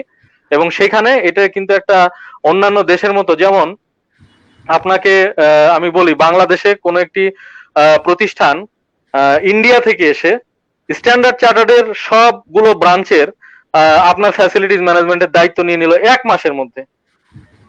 Crore crore টাকার ব্যবসা, কোটি কোটি টাকার ব্যবসা। এরকম কিন্তু আমাদের এখানে যারা সেবা টাইপের বা হ্যান্ডি মামা টাইপের আছে, ওনারা কিন্তু জাস্ট প্রপার টেকনোলজি, প্রপার গাইডলাইনের অভাবে এই ফ্যাসিলিটিস ম্যানেজমেন্টের যে ইন্ডাস্ট্রিটা, অন্য দেশ স্টাডি করে দেখছে যে বাংলাদেশে এটা হিউজ সম্ভাবনা, হিউজ পটেনশিয়াল, কিন্তু আমাদের দেশীয় উদ্যোক্তারা কিন্তু এটা নিয়ে এখনো অতটা কনসার্ন না। কিন্তু বাইরের দেশের লোকজন কিন্তু এটা বুঝে গেছে। সো এই জন্যই আমাদেরকে করোনা পরবর্তী হোক বা রিয়েল এস্টেটের যে নতুন যে ধারাগুলো আসতেছে, সেগুলোর সাথে কিভাবে আমাদেরকে multiple way of revenue generation, এইটা কিভাবে আমাদেরকে সার্চ আউট করে বের করা যায়, সেটা নিয়ে কিন্তু আমাদের চিন্তা করতে হবে। তো আমি আপনার প্রশ্নের উত্তরে 3টা জিনিসই বললাম যে করোনা পরবর্তী কি হতে পারে। Thank you sir. আমি মামুন স্যারের কাছে আমার প্রশ্ন। স্যার, মানে বিশ্বের বিভিন্ন উন্নত দেশগুলো যেখানে পর্যাপ্ত পরিমাণ গেটেড কমিউনিটি করছে, তো সেই ক্ষেত্রে বাংলাদেশ অনেক পিছিয়ে আছে। বাংলাদেশে গেটেড কমিউনিটি ওইভাবে কেন ডেভেলপ হচ্ছে না? সেকেন্ড প্রশ্ন, করোনা পরবর্তীতে আপনার আমাদের হাইরাইজ বিল্ডিং গুলোতে ডিজাইনগত কি কি পরিবর্তন আসতে পারে? আরেকটি প্রশ্ন একই সঙ্গে, স্মার্ট হোমের ক্ষেত্রে আমরা কতটুকু মানে ইমপ্রুভ করেছি, প্লিজ। ভেরি গুড কোয়েশ্চেন, মানে one of the best question in our মানে real estate sector. Right, basically এটাই হওয়া উচিত ছিল যে মানে বাংলাদেশে ছোট ছোট প্রজেক্ট না করে বেসিক্যালি এই ধরনের প্রজেক্টই আমাদের করা উচিত ছিল, gated community project, satellite city যেগুলোকে বলে। তবে স্যাটেলাইট সিটি এবং গেটেড কমিউনিটি টাউন যদি আপনি করতে চান, সেখানে কিছু কিন্তু ক্রাইটেরিয়া আছে। উন্নত বিশ্বে আমি দেখেছি মানে এরকম গেটেড কমিউনিটি টাউন আমি দেখেছি, গেটেড কমিউনিটি স্যাটেলাইট সিটি আমি দেখেছি। এই দেখে আমার অভিজ্ঞতা যদি আমি একটু শেয়ার করি আপনাদের সাথে, ডেভেলপ কান্ট্রিতে কিন্তু লং টার্ম প্ল্যান করে ওরা সিটি এবং টাউন ডেভেলপ করে, জোনিং করে। স্কুল, কলেজ, ইউনিভার্সিটি একটা জোন হবে, অফিসিয়াল জোনগুলো এক জায়গায় থাকবে, বিজনেস জোনগুলো থাকবে, রেসিডেন্সিয়াল জোনগুলো অন্য জায়গায় হবে। আর এছাড়া আমাদের ডেভেলপ কান্ট্রি যেগুলো আছে সেগুলোতে কোনো ট্রাফিক জ্যাম একেবারে নাই বললেই চলে। সারাদিন তার অফিস করবে, মাত্র 20 মিনিট থেকে 40 মিনিটের মধ্যে ধরেন আপনি রেসিডেন্স থেকে অফিসে যাবেন, সারাদিন কাজ করবেন, আফটার ওয়ার্ক তারা কিন্তু 40 মিনিটের মধ্যে বাসায় চলে আসছে। এই জন্য কিন্তু উন্নত বিশ্বে এই ধরনের সিটিগুলো শহরের বাইরে ডেভেলপ হচ্ছে, কিন্তু দুঃখের বিষয় হলো আমাদের দেশে একেবারেই এটা কম। এটা ট্রু, ভেরি ট্রু। তার কিছু কারণও আছে। আমাদের রিয়েল এস্টেট মার্কেটে সিটি টাইমগুলো কিছুটা আনপ্ল্যান্ড অনুযায়ী হয়েছে আগে। ধরুন commercial, residential, school, college, university সবগুলো একই জায়গায় ডেভেলপ হয়েছে, একই জায়গায় তারা করতে চেয়েছে। আনপ্ল্যান্ড, বেসিক্যালি আনপ্ল্যান্ড ডেভেলপমেন্ট হয়েছে। এছাড়া হিউজ একটা লিমিটেশন আছে, যেটা ট্রাফিক জ্যাম। মানে আমরা যদি গাজীপুরে একটা স্যাটেলাইট টাউন করি অথবা সাভারে একটা করি, এই জায়গাগুলোতে আমাদের শহরের ভিত্তিতে যদি অফিস আমাদের হয়, সেখানে ঢুকতে সময় লাগবে 2 ঘন্টা অ্যাটলিস্ট, যেতে সময় লাগবে আমাদের 2 আওয়ার্স। আমাদের আমাদের লাইফে একটা ডেতে 4 ঘন্টার সময় আমাদের নাই। সো এই ধরনের যদি আপনি গেটেড কমিউনিটি করেন, তাহলে কিন্তু এটা ওয়ার্ক করবে না, এটা ওয়ার্ক করবে না। এই জন্য কিন্তু আমাদের একটু কিন্তু এই ধরনের টাউনশিপ প্রজেক্ট করতে আমরা যারা ডেভেলপার কোম্পানি আছে আর গভর্নমেন্টেই বলেন, একটু অনীহা কিন্তু আমাদের মধ্যে আছে। এছাড়া বড় একটা লিমিটেশন হলো ল্যান্ড ক্রাইসিস। এত বড় ল্যান্ড আপনি পাবেন না, আমরাও পাচ্ছি না। কারণ সিটি স্যাটেলাইট সিটি একটা যদি করতে চাই, গেটেড কমিউনিটি একটা প্রজেক্ট করতে চাই, অ্যাটলিস্ট আমাদের 10 বিঘা প্লট দরকার। আমাদের এত বড় জমি এখনো নেই। তবে এখন কিন্তু এইগুলো মাথায় রেখেই সেই এক্সপেরিয়েন্স গুলো আমাদের কাজে লাগিয়ে ইন্টারন্যাশনাল যে কিছু এক্সপেরিয়েন্স আছে, ইন্টারন্যাশনাল যে কিছু আমাদের আইডিয়া আছে, সেইগুলোর কাজে লাগিয়ে কিন্তু আমাদের দেশে কিছু কিছু গেটেড কমিউনিটি প্রজেক্ট হচ্ছে। একেবারেই যে হচ্ছে নট দ্যাট। ধরুন যদি আমি কয়েকটা নাম উল্লেখ করি আমি আপনাদের সামনে, যেমন লেক সিটি কনকর্ড, প্রায় 4,500 অ্যাপার্টমেন্ট আমরা এখানে করেছি এই মানে কনকর্ডের ব্যানারে। অলরেডি এখানে 3,000 পিপুল মানে ফ্যামিলি বসবাস করছে। 3,000, নট এ জোক। হিউজ একটা মানে বলবো যে মানে তারা বসবাস করার সুযোগ পেয়েছে এখানে। এছাড়াও রাকিন সিটি একটা প্রজেক্ট করেছে, রূপায়ণ সিটি 2টা প্রজেক্ট করেছে, শান্তাও কিন্তু মিরপুর একটা প্রজেক্টে প্ল্যান করেছে অলরেডি, ওরা প্ল্যান অবস্থায় আছে।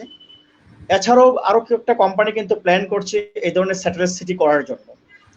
তবে আপনাদেরকে আমি একটা আশাবাণী শুনতে চাই, সেটা হলো যদি আমাদের মেট্রো রেলটা সাকসেসফুলি রান করে এবং এলিভেটর এক্সপ্রেস যেটা আমাদের হচ্ছে সেটা তো সাকসেসফুলি রান করে, তো এই ধরনের গেটেড কমিউনিটি প্রজেক্ট বাংলাদেশে আরো হবে আমরা আশা করছি। আপনার সুযোগ এই আপনার প্রথম কোশ্চেন ছিল। জি, আমার দ্বিতীয় প্রশ্ন ছিল আপনার কাছে যে করোনা হাই রাইজ বিল্ডিং গুলোর ডিজাইন কত কোনো পরিবর্তন আসবে কিনা?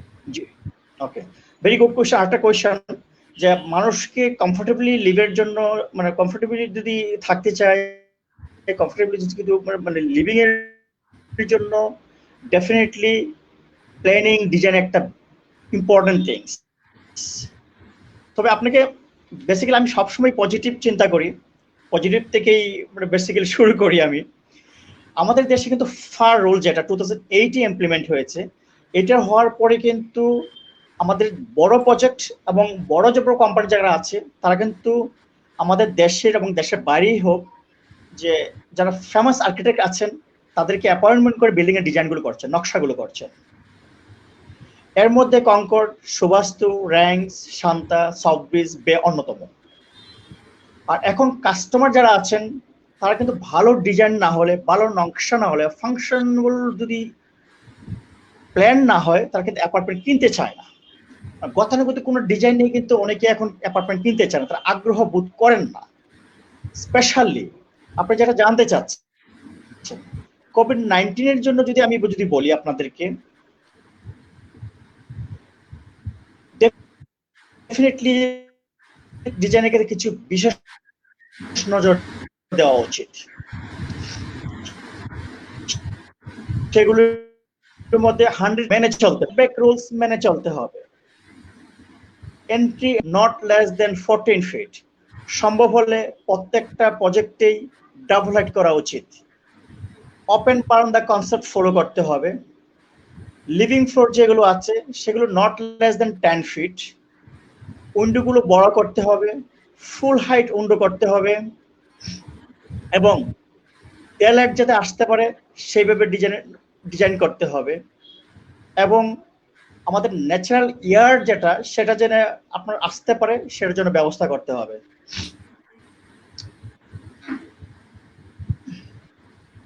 আচ্ছা, গ্র্যান্ড লিফট লবি করতে হবে, রুফটপ গার্ডেন করতে হবে, সিটিং অ্যারেঞ্জমেন্টের ব্যবস্থা করতে হবে। এই দিকগুলো ডেফিনেটলি আমাদের একটা প্রজেক্টকে ফাংশনাল করতে হলে এগুলো বিবেচনা করতে হবে। ওভারঅল কথা হলো ওপেন কনসেপ্টের ডিজাইন করতে হবে। এছাড়াও হয়তোবা আপনারা জানেন যে অনেক ছোট্ট কিছু প্রজেক্ট থাকে, ছোট প্রজেক্টগুলো থাকে, এগুলোতে অনেক ফ্যাসিলিটিস দেওয়া যায় না, কিছু লিমিটেশন, স্পেসিয়াল লিমিটেশনের জন্য। আর স্পেস লিমিটেশন থাকবেই। তারপরেও আমাদের যারা আর্কিটেক্ট আছেন এই ফ্ল্যাটের মাধ্যমে তাদের প্রতি আমি রিকোয়েস্ট করব, প্রত্যেকটা প্রজেক্টে সেখানে প্রজেক্ট অনুসারে, প্রজেক্টের ভলিউম অনুযায়ী যেখানে যেটা প্রয়োজন ফ্যাসিলিটিস ইনকর্পোরেট করার জন্য, যেহেতু আমরা একটা প্যান্ডামিকে আছি, এগুলো মাথায় রেখে প্রত্যেকটা প্রজেক্টেই কিছু কমন ফ্যাসিলিটিস আছে যেগুলো ইনকর্পোরেট করা খুব দ্রুত প্রয়োজন। কারণ এই প্রজেক্টগুলো যদি, এই ফ্যাসিলিটিসগুলো আমরা যদি ইনকর্পোরেট করতে পারি, অ্যাট লিস্ট আমরা এই প্যান্ডামিক থেকে কিছুটা হলেও রেহাই পাবো। কারণ অনেক মানুষ কিন্তু এখন ঘরে বন্দী আছে, বাইরে যেতে পারছে না, তাদের সময় কাটছে না। তবে এই প্রজেক্টগুলোতে আমাদের ডিজাইনগুলো, এই ফ্যাসিলিটিসগুলো থাকে ডিজাইনে, ডেফিনেটলি মানুষ একটু স্বাচ্ছন্দ্য বোধ করবে তাদের বসবাসের ক্ষেত্রে। তো আমার রিকোয়েস্ট হলো প্রজেক্টের ভলিউম অনুযায়ী, প্রজেক্টের এরিয়া অনুযায়ী যদি সম্ভব হয় প্রত্যেকটা প্রজেক্টে সুইমিং পুল করা উচিত, জিম থাকা উচিত, কনফারেন্স রুম থাকা উচিত, ফায়ার ফাইটিং এর ফ্যাসিলিটিসগুলো থাকা উচিত, রুফটপ গার্ডেন থাকা উচিত, ওয়াটার পিউরিফিকেশন থাকা উচিত, গ্র্যান্ড একটা রিসেপশন থাকবে, সোলার সিস্টেম থাকবে, ওয়াকওয়ে থাকবে, কার চার্জার থাকবে, ল্যান্ডস্কেপিংটা ভালোভাবে করা উচিত, ওয়াইফাই ফ্যাসিলিটিস থাকা উচিত, বাচ্চাদের খেলার জায়গা থাকা উচিত,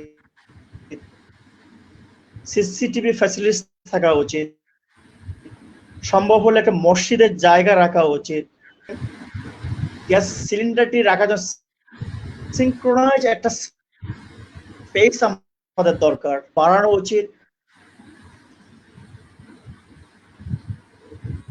গার্ড রুম থাকা উচিত, ড্রাইভারদের একটা ক্যাবটাদেরকে একটু সুন্দর বসার জায়গা দরকার। এগুলো থাকলে একটা প্রজেক্ট আমি মনে করি ইন্ডিপেন্ডেন্টলি একটা প্রজেক্ট রান করবে। যারা এখানে রেসিডেন্ট হবেন তারা স্বাচ্ছন্দ্য বোধ করবেন। এছাড়া কোভিড-19 জন্য স্পেশালি যদি আমি বলি আপনাকে, স্পেসিয়াস একটু লিফটটা দরকার, একটু বড় টাইপের, যে কনজাস্টেড লিফট আমরা অনেক সময় ইউজ করি, এইগুলোতে একটু বের হয়ে আসতে হবে, একটু স্পেসিয়াস লিফট এখানে ব্যবহার করা উচিত, লিফট লবিটাও একটু স্পেশাস হওয়া উচিত, ওভারঅল ওপেন কনসেপ্ট ডিজাইনে যাওয়া উচিত। তবে ইম্পর্টেন্ট একটি কথা হলো, যদি সম্ভব হয় সবকিছু ফ্যাসিলিটিস, তো আমরা অনেক ফ্যাসিলিটিস আমরা এখানে ইনকর্পোরেট করি একটা প্রজেক্টে, যদি সম্ভব হয় একটা মেডিকেল সাপোর্ট দেওয়ার মতো মেডিকেল ইনসেন্টিভ একটা রুম থাকা দরকার, কিছু ফ্যাসিলিটিস সহ, আনুষঙ্গিক ফ্যাসিলিটিস সহ। যদি সম্ভব হয় একটা রুমের মধ্যে একজন ডাক্তার যেন বসে প্রেসক্রাইব করতে পারেন, অথবা একজন পেশেন্ট খুব খারাপ অবস্থা, তাকে যদি কোনো আইসিইউ সাপোর্ট দেওয়া যায় কিনা, একটা রুম যদি রাখা যায়, তাহলে এইসব প্যান্ডামিক, শুধু নট কোভিড-19, যদি যে কোনো ধরনের প্যান্ডামিকের সময় সেই প্রজেক্টটা 100% ওয়ার্ক করবে। মানুষ মনে করবে না এই প্রজেক্টে একটা বিশাল ফ্যাসিলিটিস এখানে অ্যাড করা হয়েছে। আর যেহেতু আমরা অনেক সময় বাইরে যেতে পারি না, একটা প্রজেক্টে যদি ডিপার্টমেন্টাল স্টোরে একটা স্পেস রাখা হয়, গ্রাউন্ড ফ্লোরে হোক, বেসমেন্টেই হোক, মানুষ যেন ডেইলি যে নিত্য প্রয়োজনীয় যে জিনিসপত্রগুলো আছে হাতের কাছে যেন পায়। লাস্ট হলো আমার একটা আছে, যদি সম্ভব হয় বড় যে প্রজেক্টগুলো আছে, মানে একটু লাক্সারি যে প্রজেক্টগুলো আছে, যদি একটা 24 আওয়ার্সের জন্য একটা অ্যাম্বুলেন্স রিজার্ভ রাখা যায় সবচাইতে ভালো হবে। কারণ মানুষ, আমাদের বাংলাদেশ হলো স্বাস্থ্যের যে দিকটা, এটা সবচেয়ে বেশি আমরা এখানে দুর্ভোগ পোহাতে হয়। সো এই দিকগুলো যদি আমরা বিবেচনা করি, ডেফিনেটলি ভালো একটা প্রজেক্ট হবে। আর আমি ওভারঅল বলবো প্রত্যেকটা প্রজেক্টেই আমি যে ফ্যাসিলিটিসগুলোর কথা বললাম এইগুলো ইনকর্পোরেট করা উচিত। ধন্যবাদ রুদ্র সাহেব। থ্যাংক ইউ স্যার আপনাকে। আমি অমিত স্যারের কাছে যাচ্ছি। স্যার আপনার কাছে শেষ প্রশ্ন।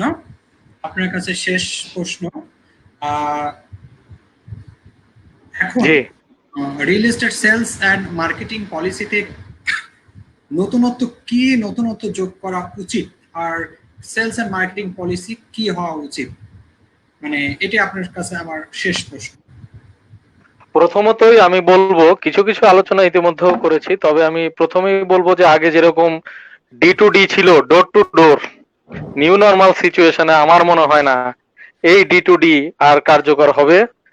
নিউ নর্মাল সিচুয়েশনে আমি এটাকে বলতে চাই P2D মানে হলো প্রমোশন টু ডোর, অর্থাৎ প্রপার ভার্চুয়াল ট্যুরের মাধ্যমে আপনার প্রজেক্ট দেখিয়ে প্রপার কাস্টমার প্রোফাইলিং করে সেই প্রোফাইলে আপনার কারেক্ট প্রোডাক্টকে কারেক্ট টিজির কাছে ডিজিটাল মার্কেটিং এর মধ্যে নিয়ে, ডিজিটাল মার্কেটিং বলতে শুধু ফেসবুকই নয়, আমি ডিজিটাল মার্কেটিং বলতে গুগলের যে একটা বিরাট একটা সমুদ্র, এই সমুদ্রে যে সবকিছুই আছে একটা কাস্টমার প্রোফাইলিং করার জন্য কি যে আকর্ষণীয় সব ডেটা রয়ে গেছে সেটার কথাও বলতে চাই। পাশাপাশি আরো অনেক অ্যানালিটিক্যাল টুল আছে। আমি বলতে চাই যে প্রথমত D2D থেকে P2D তে আসতে হবে। সেলস পার্সনের হাতে যদি এখন প্রপার টুলস তুলে না দেওয়া যায় তাহলে এই সিচুয়েশন কেন, আগামী 5-10 বছরের সিচুয়েশনেও সেলস পার্সন D2D থেকে খুব বেশি কিছু আনতে পারবে কিনা আমি এখনো বলতে পারছি না। সেজন্য আসলে মার্কেটিং কে খুব ভালোভাবে কাজ করতে হবে। সেলস পার্সনদেরও তাদেরকে হেল্প করতে হবে প্রপার ইনসাইট দিয়ে, যাতে তারা সেই ধরনের প্রোফাইলিং করতে সমর্থ হয় এবং সেই ধরনের ক্যাম্পেইন রান করতে পারে। আমি জোর দিয়ে বলবো যে ইনভেস্টর সেগমেন্ট, তারপরে প্রাইমারি বায়ার যে সেগমেন্ট, এই সেগমেন্ট গুলো থেকে যে প্রোডাক্টের বা যে সেগমেন্টের যে বায়ার প্রপারলি তার কাছে রিচ করে প্রচুর পরিমাণে কোয়ারিজ এনে সেটাকে আবার কল সেন্টার দিয়ে বা টেলিমার্কেটিং দিয়ে একটা স্ক্রিনিং করিয়ে তারপরে সেলস পার্সনের হাতে তুলে দিতে হবে। তাহলে সেলস পার্সন তার সাথে পরবর্তী ইন্টারাকশন করবে, তাদেরকে হয়তোবা কনভিন্স করে তারপরে তার সাথে একটা তার ডোরে গিয়ে জায়গা পাবে, আদারওয়াইজ ডোর স্ল্যাপ পাবে। কারণ এখন কিন্তু হঠাৎ করে গেলেন এমন একটা ইনভেস্টর কেউ বসে নাই আপনাকে আমাকে দেওয়ার জন্য, অ্যাপয়েন্টমেন্ট দেওয়ার জন্য। তাছাড়া এখন যে সিচুয়েশন, কেউ তো কারোর সাথে আসলে আগামী কয় বছর এখন তো হ্যান্ডশেকই করতে পারে না, হ্যান্ডশেকই করতে পারছে না এমন পরিস্থিতি। হ্যাঁ, তো মানুষের থেকে এখন কিন্তু নতুন একটা শব্দ কিন্তু বহুল প্রচলিত হয়ে গেছে, that is call social distancing, সামাজিক দূরত্ব। হ্যাঁ, এই যে আমরা দেখি আমাদের প্রজেক্টে যারা আসে সেলস পার্সন দেখে ভয়ে থাকে, আবার সেলস পার্সন না মনে মনে চিন্তা করে আয় এত বয়সী একটা লোক আসছে কি হয় না হয়। তো যে যাই হোক না কেন এইটা কিছুদিন থাকবে মানুষের মনে, আল্লাহ না করুক যদি নতুন কোন এরকম প্যান্ডেমিক আসে যেটা আমরা অনলাইনে দেখতে পাচ্ছি চায় না, তাহলে এটা হয়তো আগামী আরো কয়েক বছর এইভাবে চলতে থাকবে। তো এই জন্য আমার মনে হয় এই সিচুয়েশনে সবচেয়ে বড় অপরচুনিটি ক্রিয়েট করতে হবে আমাদের মার্কেটিং পার্সনদেরকে। সেই মার্কেটিং পার্সনরা আপনার প্রোডাক্টকে প্রপার সেগমেন্টে প্রপার কাস্টমারের কাছে ডিজিটাল মার্কেট, কারণ এখন তো আমার ইভেন্টের সুযোগ নেই, আমরা বলতেও পারছি না যে আদৌ ওই টাচ এন্ড ফিল্ড টাইপের যে প্রমোশন গুলা, হ্যাঁ বিটিএলস গুলা আদৌ কি আগামী 1 বছরে ফেরত আসবে কিনা। কিন্তু 1 বছর কি আমার কোম্পানি, আপনার কোম্পানি এরা কি আসলে বসে থাকবে? তাদের তো হিউজ ওভারহেড, তাদের তো মনে করেন যে কনস্ট্রাকশন থেকে শুরু করে আদার্স যে কস্ট গুলো আছে, তারপরে নিউ প্রজেক্ট প্রকিউরমেন্ট, কোনোটাই তো বসে থাকতে পারবে না তারা। তো সবকিছু উপরে নির্ভর করে আমি বলবো যে প্রপার সেগমেন্টে অ্যাক্সেস করে, হ্যাঁ সঠিক মার্কেটিং পলিসির মাধ্যমে, এবং সেখানে আমি বলবো 90%ই এখন ডিজিটাল মার্কেটিং। আপনার প্রজেক্ট গুলোকে সম্পূর্ণ ডিজিটালাইজ করে ভার্চুয়াল ট্যুর জেনারেট করতে হবে আপনাকে, 360 ডিগ্রি ট্যুর। কাস্টমার ঘরে বসে আগে দেখবে, সে আগে আশ্চর্যান্বিত হবে যে আরে বাবা এত চমৎকার একটা প্রজেক্ট করছে, একদম বাস্তবতার ভিতরে ইয়ে করছে। তারপরে আপনি যখন সেলস পার্সন হিসেবে কথা বলবেন আপনার কাছ থেকে সে আরো বেশি বিশদ ভাবে জানবে। এরপরে আপনাকে যদি 100টা লিড দেয়, ওই 100টা লিডের মধ্যে থেকে দেখবেন হয়তো বা 10টা লিড আপনাকে 10% আপনাকে পজিটিভলি রেসপন্ড করছে। তো আমি মনে করি এই সিচুয়েশনে সেলস পার্সনকে অবশ্যই কোয়ালিটিফুল সফট লিড দিয়ে তাকে ইকুইপড করতে হবে। পাশাপাশি কমিউনিকেশন ম্যাটেরিয়ালস এর এখন ডিজিটালাইজেশন তো হয়ে গিয়েছে, অনেক কোম্পানি অনেক ভালো ভালো কমিউনিকেশন ম্যাটেরিয়াল ডিজিটাল মিডিয়াতে প্রডিউস করছে। আগে যেটা তারা ইয়ে করতো, এখন অনেকে অগমেন্টেড রিয়েলিটি দিয়ে ছাড়তেছে, হ্যাঁ, বা নর্মাল যে আপনার ইয়েগুলা ব্রোশার ট্রোশার যেগুলো আছে সেগুলোর মধ্যে অনেক আধুনিকায়ন করে তারা এখন ডিজিটালি সেই ব্রোশার গুলাকে। এবং আরেকটা বিষয় হলো যে উই ট্রান্সফারে এত বড় ফাইল পাঠানো, গুগল ড্রাইভেও যায় না 25 MB উপরে, কিন্তু আপনার ধরেন যে আপনি এমন একটা ব্রোশার পাঠাবেন যে ব্রোশারটা আপনাকে যদি তার কাছে রিচ করতে হয় কমপক্ষে এটা হবে হলো 100 MB, তখন আপনি কি করবেন? ঠিক আছে, এইগুলি চিন্তা করে তারপরে আমাকে কমিউনিকেশন ম্যাটেরিয়ালস ইয়ে করতে হবে, যে কমিউনিকেশন ম্যাটেরিয়ালস কনসাইজ হতে হবে, বাহুল্য দোষে দুষ্ট হওয়া যাবে না, বাট আমার বক্তব্যটা যাতে সঠিকভাবে ওখানে প্রকাশ পায়, যেটা আমার ক্লায়েন্ট মূলত জানতে চায়। ক্লায়েন্ট অত রচনা আসলে পড়তে চায় না, তারা তো সময় নাই। তো এইভাবে করে কিভাবে কনসাইজ ওয়েতে কমিউনিকেশন ম্যাটেরিয়াল প্রডিউস করে সেগুলোর আর্কাইভ করে ফেলা যায়, হ্যাঁ, সেটা কিন্তু আমাদেরকে এখন আমাদের চিন্তাধারার মধ্যে নিয়ে আসতে হবে। এটা হলো একটা বিষয় সেলস পার্সনদের জন্য। দ্বিতীয়ত হলো এই যে এখন আমাদের যে স্বাস্থ্যবিধির যে বিষয়গুলো আমরা খেয়াল করছি, সেলস পার্সন অনেকেই কিন্তু আমাদের যারা ক্লায়েন্ট আছেন বড় বড় লেভেলের, এরা কিন্তু সেলস পার্সনদেরকে বাসায়ও ডাকে। হ্যাঁ, এরা কিন্তু সেলস পার্সনদেরকে বাসায় ডাকে যে আজকে 5টায় আমার বাসায় আসেন, ওখানে বসে কথা বলবো। তো ওই ভদ্রলোক কিন্তু দেখবেন যে বাসায় ঢোকার সময় আপনার অনেক কিছু খেয়াল করবে, যে আসলে সে এমন একটা কোম্পানিকে রিপ্রেজেন্ট করতেছে, সে কি ধরনের স্বাস্থ্যবিধি বা কি ধরনের জিনিসপত্র প্রিপারেশন নিয়ে আসছে। হ্যাঁ, সেটা আমরা করি বা না করি, আমরা যেন ওয়েল ইকুইপড হই, আমাদের সাথে যে ব্যাগটা থাকবে সেই ব্যাগটাও যেন সুন্দর ব্যাগ হয়। সেই ব্যাগটা ঢোকার আগে যেন একটা ওই যে কত ডিসইনফেক্টেন্ট স্প্রে আছে না, স্যাভলন, ডেটল, সেপনিল, ওরকম একটা, যে স্যার আপনার ঘরে ঢোকার আগে আমি একটু প্লিজ আপনার সুবিধার্থে আমি ডিসইনফেক্ট করে 2টা স্প্রে মেরে দেন, ঠিক আছে। তারপরে তারপরে আবার মনে করেন যে সার্জিক্যাল মাস্ক একটা পরে যাবেন, যে স্যার এই ওয়ান টাইম মাস্ক ছিল, এটাকে আমি একটু রিফিউজ বিনে ফেলে দিয়ে আরেকটা নতুন করে পরে যাচ্ছি। আসলে বিষয়টা হলো কি, এটি ইন্ডাস্ট্রিটা হলো লাক্সারি ইন্ডাস্ট্রি। এখানে এটা একটা শোবিজের মতোই, আপনার প্রোডাক্টটা তো ভালো হইতেই হবে, আবার আপনার ব্র্যান্ডও ভালো হইতে হবে। আবার আপনি সেলস পারসনকে আমি সেলস পারসন বলি না, সেলস পারসন হলো ব্র্যান্ড অ্যাম্বাসেডর। সরি, সেলস পারসনকে আমি বলি ব্র্যান্ড অ্যাম্বাসেডর। সেলস পারসনের মতো ইন্টারাকশন আর কে করে কাস্টমারের সাথে? সো সেলস পারসন যদি এই বিষয়গুলো তা আমাদের সম্মানিত ক্রেতাদের সামনে এই বিষয়গুলোকে হাইলাইট করতে পারে, হ্যাঁ, তো তারাও যথেষ্ট সচেতন, কিন্তু তারা দেখতে চায় আমি যার সাথে সম্পর্কে আবদ্ধ হতে যাচ্ছি তারাও কতটা সচেতন। এইটা জাস্ট একটা মানে সেকেন্ডারি ইস্যু যদিও, তারপরে আমার মনে হয় এই জিনিসটাতে কিন্তু আমি ব্যক্তিগতভাবে আমার একজন সিনিয়র সেলস পারসন থেকে আমি ফিডব্যাকটা পেয়েছি, এই জন্য আমি শেয়ার করলাম আপনাদের থেকে, যে ওনার ক্ষেত্রে এরকম একটা ঘটনা ঘটেছে এবং সেই ইনভেস্টার মানে সেই রিপিটেড বায়ার আমাদের, সে তাকে বলেছে বাবা তুমি নেক্সট যখন কারো কাছে যাবা এরকম করে দেখো, এটা কিন্তু তোমার জন্য পজিটিভ হবে। তো সেলস পারসনদের আমি মনে করব যে এই ইকুইপমেন্ট গুলি দিতে হবে। প্রথমত লিডের চাইতে বড় ইকুইপমেন্ট আর বাংলাদেশের রিয়েল এস্টেটে কিছু নাই, যে যত যাই বলুক না কেন, হ্যাঁ, এর চাইতে বড় কোনো ইকুইপমেন্ট নাই, এটা দিতে হবে এক। দ্বিতীয়ত আর হলো ভালো ভালো ইনভেস্টমেন্ট স্কিম, যেটা আমি কিছুক্ষণ আগেও আমার আলোচনায় বলছিলাম, যে আমার একটা স্পেস আছে এত টাকা স্কোয়ার ফিট, আমার রিটার্ন অন ইনভেস্টমেন্টটা তাকে বুঝাই বলতে হবে। এইটা আগে প্রত্যেক টিম লিডার যা বা সেলস এর হেড যারা আছে তারা বুঝাই বলতে হবে যে ভাই এখন আর খালি তোমার ইমপ্রেশন থেকে বেচার সময় নাই, এখন তোমাকে আরো বুঝাই দিতে হবে ক্যাপিটাল অ্যাপ্রিসিয়েশন 5 বছরে কত হইতে পারে, রেন্টাল রিটার্ন 5 বছরে কি পাইতে পারো, এবং ইনফ্লেশন থেকে যদি অ্যাডজাস্ট করো তাইলে সেখানে বেনিফিট কত পাইতে পারো, এবং টোটালি তুমি এখানে তাকে দেখাই দিবা অঙ্ক করে যে তুমি 10.5% এখানে রিটার্ন দেখাইতে পারতেছো। ঠিক আছে, এই সেলস পারসনদেরকে এই জিনিসগুলো এই বিশেষ করে রিটার্ন অন ইনভেস্টমেন্ট, তাহলে কি কি বললাম, এক হলো লিড, দ্বিতীয়ত হলো বললাম যে কারো বাসায় হোক বা যেখানেই হোক এই যে স্বাস্থ্যবিধি মেনটেন করার ক্ষেত্রে কিছু গিমিক সেগুলা, আর তৃতীয়ত এলো এইমাত্র বললাম এইমাত্র কি বললাম যেন সেটা, হ্যাঁ, তো এই তৃতীয়ত হলো কি বললাম যেন রুদ্র সাহেব, হ্যাঁ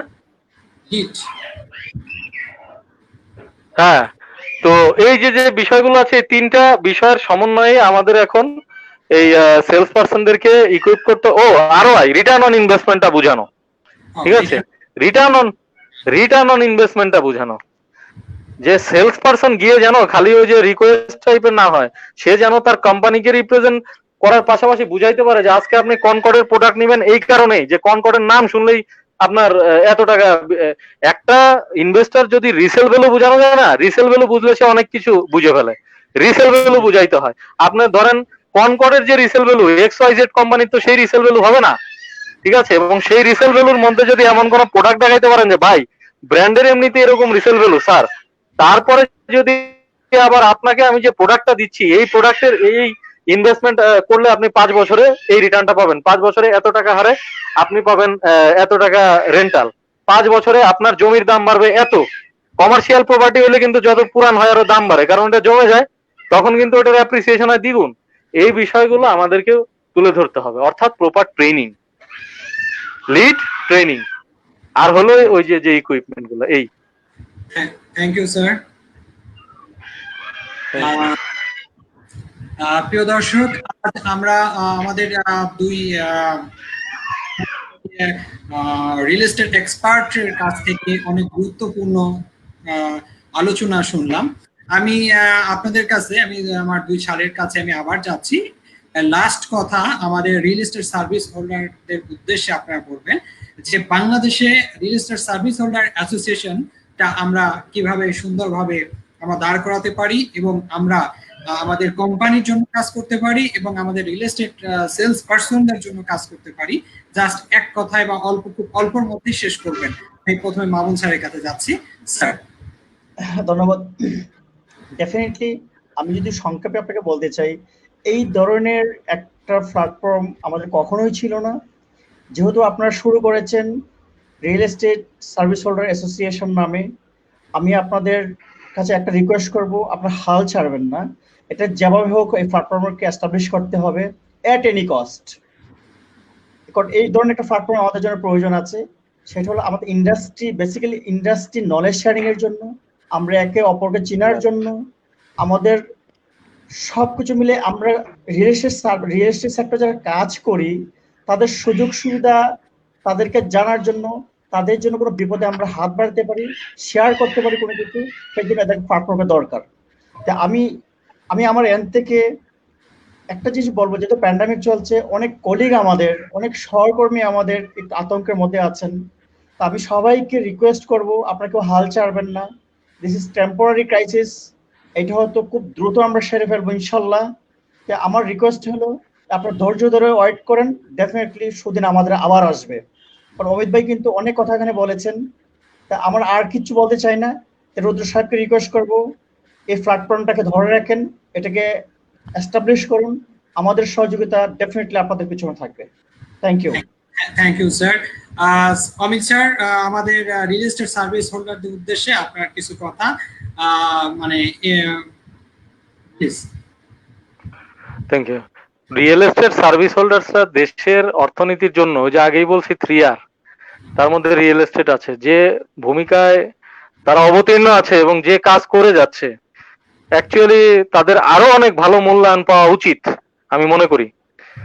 আজকে অনেকে অনেক ইন্ডাস্ট্রির জন্য অনেক কিছু আছে, বাট আজকে রিয়েল এস্টেট সার্ভিস হোল্ডারদের জন্য কিন্তু একটা কন্ট্রিবিউটরি প্রভিডেন্ট ফান্ড বা একটা ওয়েলফেয়ার ফান্ড, হ্যাঁ, আমি কিন্তু সরকারি বেসরকারি কোনো পর্যায় থেকে এখনো দেখি নাই। এখানে কিন্তু আমাদের ভালো সুযোগ আছে। আজকে সোসাইটি একটা যদি আমরা আগে রেজিস্টার্ড হয়ে যেতে পারি, অর্থাৎ এই রিয়েল এস্টেট সার্ভিস হোল্ডার্স মানে অ্যাসোসিয়েশনে যদি রূপ নিতে পারে একটি অরাজনৈতিক সুন্দর একটি সংগঠন হিসেবে একটা সোসাইটি অ্যাক্টে, তারপরে যদি আমরা গণপূর্ত মন্ত্রণালয়, রিহ্যাব সবার সাথে আলোচনা সাপেক্ষে রিয়েল এস্টেট সার্ভিস হোল্ডার্সদের এই যে লং টার্ম কল্যাণের জন্য আমরা যদি একটা কল্যাণ তহবিল গঠন করে, আজকে আপনি দেখেন প্রবাসী কল্যাণ তহবিল আছে, গার্মেন্টস এর তহবিল আছে, ওষুধ তহবিল আছে, রিয়েল এস্টেটের মতো আবাসন শিল্পের মতো এমন একটা খাত জিডিপিতে যে 8+ ইয়ে করে পার্টিসিপেশন করে, তাদের জন্য কোনো কল্যাণ তহবিল নাই। এটা হওয়া উচিত এক। দ্বিতীয়ত হলো আমি মনে করি যে এই যে মামুন ভাই অলরেডি বলে দিছে, ধরেন আমাদের কোনো কিছুই হলো না, তারপরও আমাদের রিয়েল এস্টেট সার্ভিস হোল্ডার যে প্ল্যাটফর্মটা আপনারা তৈরি করছেন, এইটা আসলে এটা কখনো ব্যর্থ হবে না ইনশাল্লাহ। কেন হবে না? এটা অন্তত নলেজ ট্রান্সফার প্ল্যাটফর্ম হিসেবে এটা রয়ে যাবে। এই যে আজকে মামুন ভাই দুইটা কথা বললাম, আমি দুইটা কথা বললাম, সেদিনকে সাব্বির স্যার দেখলাম আরো কতজনে সিনিয়ররা কথা বলতেছেন। এই যে আমরা এখানে বসে এগুলো শুনতে পারতেছি, নিজেদেরকে ওয়েল ইকুইপ করতে পারতেছি, এই সুযোগটা কোথায় পাইছি আমরা আজকে পর্যন্ত? সেটা তো পাইনি। আজকে নলেজ ট্রান্সফার প্ল্যাটফর্ম হিসেবে যদি আমরা কাজ করি, এটি তো একটা বড় ট্রেনিং প্ল্যাটফর্ম হিসেবে এটা কাজ করতে পারে। হ্যাঁ, ভবিষ্যতে এই যে আমি এটা দেখলাম, উইমেন ই কমার্স একটা গ্রুপ ফেসবুকে, প্রায় 4.5 লক্ষ মেম্বার। প্রথমে কিন্তু এইভাবে শুরু করছিল, এখন দেখেন উই থেকে পার ডে সেল করে 3-4 লাখ টাকা এমন বহু মহিলা উদ্যোক্তা রয়েছে ঘরে বসে। কেউ রান্না করে দিচ্ছে, কেউ হাতের কাজ করে দিচ্ছে, বিভিন্ন জিনিস করে দিচ্ছে।